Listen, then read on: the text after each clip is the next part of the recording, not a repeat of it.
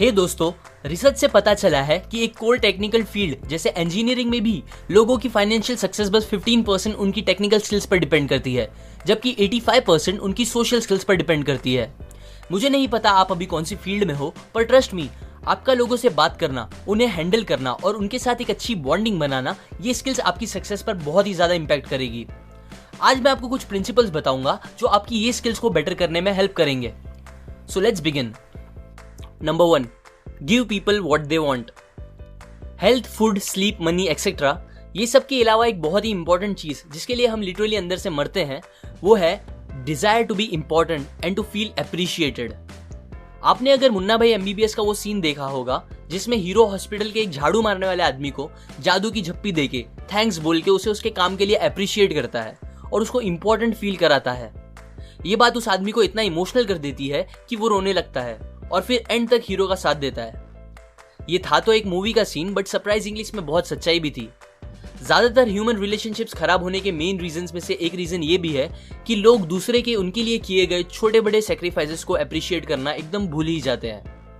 याद रखें, क्रिटिसाइज करने वाले बहुत मिलते हैं, बट अगर आप लोगों को जेन्युइनली अप्रिशिएट करना और उनको इंपॉर्टेंट फील कराना सीख जाते हो तो लोग, उनका प्यार और सपोर्ट आपकी मुट्ठी में रहेंगे हमेशा। Number 2, arouse in the other people and ego want. आप किसी भी इंसान से कोई काम नहीं करा सकते जब तक वो खुद ना चाहे वो काम करना। हाँ, आप उसके सर पर गन रखकर उसे मजबूर कर सकते हो वो काम करने के लिए, पर ऑब्वियसली वो बेस्ट तरीका नहीं है। डेल कार्नेगी ने न्यूयॉर्क के एक होटल में सोशल स्किल्स के ऊपर सीरीज ऑफ लेक्चर रखे थे। एक दिन उन्हें सडनली न्यूज मिली कि मैनेजर ने उनका रेंट 3 टाइम्स बढ़ा दिया है। जब ये न्यूज मिली तब तक कार्नेगी ने ऑलरेडी सारे टिकट्स बेच दिए थे। नेचुरली उन्हें तब उतना रेंट नहीं देना था, पर ये तो वो था जो कार्नेगी चाहते थे, ना कि मैनेजर। वो दूसरे दिन मैनेजर से मिलने गए और कहा, मुझे काफी शॉक लगा जब आपका लेटर मैंने पढ़ा, और मैं आपको ब्लेम भी नहीं कर रहा। आपका काम है होटल को मैक्सिमम प्रॉफिट दिलाना, और अगर आप वो नहीं कर रहे अच्छे से तो आपको निकाल ही देना चाहिए। मैं भी शायद यही करता अगर आपकी जगह होता। पर अभी के लिए चलो एक पेपर पे लिख देते हैं आपके रेंट बढ़ाने के क्या क्या फायदे और नुकसान होंगे।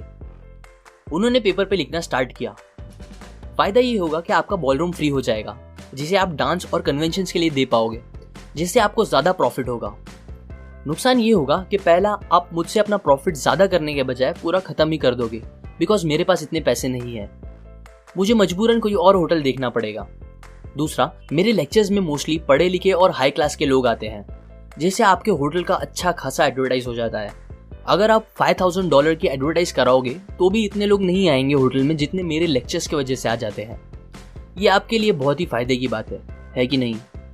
कार्नेगी ने वो पेपर मैनेजर के हाथ में दिया और उसे दोनों फायदे और नुकसान के बारे में अच्छे से सोच के डिसीजन लेने कहा। दूसरे दिन मैनेजर का लेटर आया, उसमें उसने रेंट के पैसे 300% से कम करके बस 50% ही बढ़ाने की डील की। आप ये याद रखें, कार्नेगी ने ये सब कराया बिना एक भी बार बोले कि उन्हें क्या चाहिए था। एक नॉर्मल इंसान ऐसी सिचुएशन में क्या करता? मैनेजर के पास जाता, उसे चिल्लाता कि एंड टाइम पे उसने इतने पैसे कैसे बढ़ा दिए, मुझे नहीं देना उतना पैसा, खूब सारी आर्ग्यूमेंट करता। बट उसका शायद ही कुछ फायदा होता।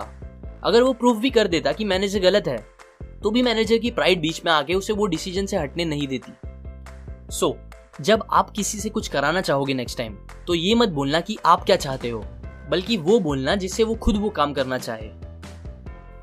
Number 3, become genuinely interested in other people. जब भी लोग किसी से मिलते हैं और थोड़ा भी चाहते हैं कि सामने वाला उन्हें पसंद करे या उनमें इंटरेस्ट ले, तो ये करने के लिए वो मोस्टली अपनी बड़ाइयाँ और अच्छाइयाँ बताना स्टार्ट कर देते हैं, और ये नहीं तो एटलीस्ट अपने से रिलेटेड ज्यादा बातें करते हैं। उन्हें लगता है अपने अच्छे पॉइंट्स गिना के वो सामने वाले को इंप्रेस कर देंगे, पर ऐसा नहीं होता, बिकॉज यूजुअली कोई भी इंसान ये नहीं चाहता कि सामने वाला उनसे बेटर हो। लोग ये नहीं सोचते कि हर इंसान के दिमाग में एक मूवी चल रही है जिसके हीरो या हीरोइन वो खुद है, ना कि हम। सो अगर आपको लोगों से अच्छी बॉन्डिंग बनानी है तो आप जेन्युइनली दिल से उनमें दिलचस्पी रखें, उन्हें उनके बारे में बोलने दें और उनसे रिलेटेड बातें करें, ना कि ज्यादा खुद से रिलेटेड। जब आप ऐसा करोगे तो वो खुद आप में दिलचस्पी लेने लगेंगे। एक अच्छी कन्वर्सेशन यूजुअली उसे बोलते हैं जिसमें आप बस 25% बात कर रहे और 75% सामने वाले को बोलने दें। आपको पता है डॉग्स इंसान के इतने अच्छे दोस्त क्यों हैं?